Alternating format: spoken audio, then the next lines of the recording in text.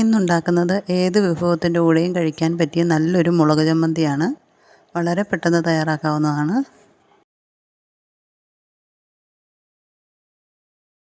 ഒരു ചട്ടി അടുപ്പിൽ വെച്ച് ചൂടായി കഴിയുമ്പോൾ അതിലേക്ക് 2 ടീസ്പൂൺ ഓയിൽ ഒഴിച്ചു കൊടുക്കാം. അതിലേക്ക് 10 വറ്റൽമുളകാണ് ഞാനിവിടെ പൊട്ടിച്ചിട്ട് കൊടുത്തിരിക്കുന്നത്. ഇനി ഇതൊന്ന് ഇളക്കി നന്നായിട്ടൊന്ന് മൂപ്പിച്ചെടുക്കണം. കരിഞ്ഞു പോകാതെ ശ്രദ്ധിക്കണം. മുളകെടുക്കുമ്പോൾ എരിവ് കൂടുതലുള്ള മുളകാണെങ്കിൽ അത് ശ്രദ്ധിച്ചിട്ട് വേണം എടുക്കുവാനായിട്ട്. ഞാനിവിടെ എടുത്തിരിക്കുന്ന മുളകിന് എരിവ് കുറവുള്ള മുളകാണ്. പിന്നെ മുളക് നന്നായിട്ട് മൂത്ത് വന്നിട്ടുണ്ട്. എണ്ണയുടെ നിറമൊക്കെ നന്നായിട്ട് മാറി വന്നിട്ടുണ്ട്. ഇനി ഇതിലേക്ക് ചുവന്നുള്ളിയാണ് ഇട്ട് കൊടുക്കുന്നത്. ഞാനിവിടെ 25 ചുവന്നുള്ളിയാണ് എടുത്തിരിക്കുന്നത്. ചെറിയ കഷ്ണങ്ങളാക്കി അരിഞ്ഞ് എടുത്തിട്ടുണ്ട്. ഇനി അത് ഇതിലേക്ക് ഇട്ട് കൊടുക്കാം.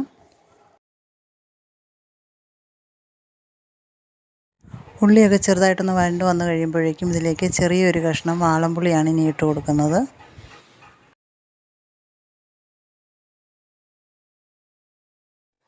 ഇതിന് പാകത്തിനുള്ള ഉപ്പ് കൂടി ഇട്ട് കൊടുക്കാം.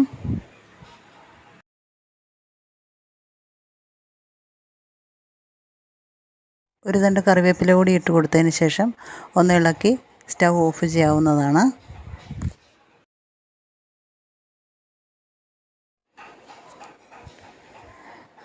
സ്റ്റൗ ഓഫ് ചെയ്തതിന് ശേഷം ഇത് ഒരു പാത്രത്തിലേക്ക് മാറ്റി വയ്ക്കാം. ഒന്ന് തണുത്ത് വന്ന് കഴിയുമ്പോഴേക്കും മിക്സിയുടെ ജാറിലിട്ട് ഒന്ന് അരച്ചെടുക്കാം.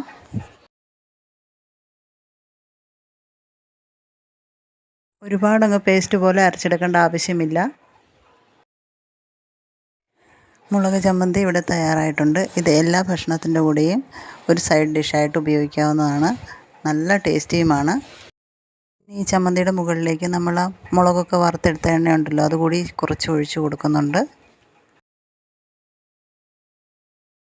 ഈ റെസിപ്പി ഇഷ്ടമായെങ്കിൽ എല്ലാവരും സപ്പോർട്ട് ചെയ്യാൻ മറക്കല്ലേ. Thanks for watching.